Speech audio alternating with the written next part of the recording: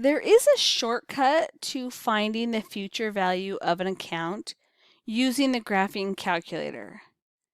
We will do the following problem, and that is that we are investing $10,000 for 8 years at an interest rate of 6.5%, and the interest is being compounded quarterly.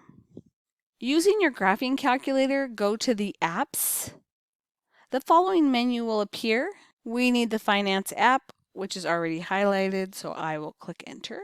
Then the next menu has the TVM solver, which is also what I need, so I'll select enter again. Here we come upon the menu for the app. The first item on this menu is capital N.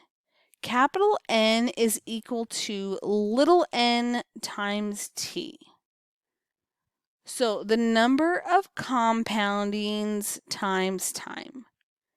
For this problem, the number of compoundings was 4 because it's quarterly, and time is 8 since it said 8 years.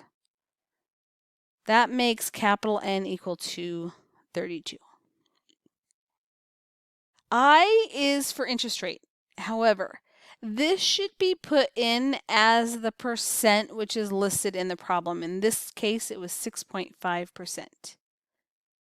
This is the difference that happens when we go from using the formula, which in the formula it would require a decimal, to using calculator language. So when we use calculator language, we'll just keep it as the 6.5%. Next is present value, so that's the principal amount. This is the lump sum amount that is put into the account.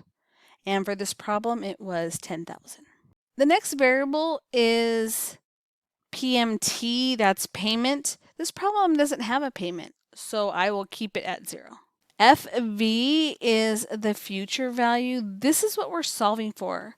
So I'm just going to leave this as it is, and I'll come back to it in just a second. PY and CY is the number of compoundings per year. For this problem, that was 4. So I will put in 4, and actually the calculator makes them both the same, which is exactly what I want. Since we are solving for FV, the future value, what's going to be an account in 8 years, I'm going to arrow up to FV. And this is what I'm solving for. So select alpha, which is the green button, and then hit enter.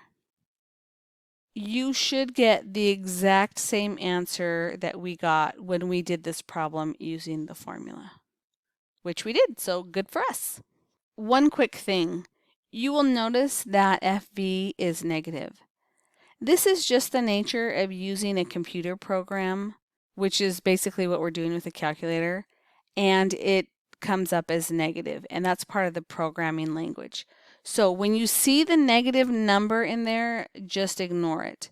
For this problem and future problems, either PV or FV or payment will be negative. It doesn't mean anything, just ignore it and take the positive value of whatever comes out of the calculator.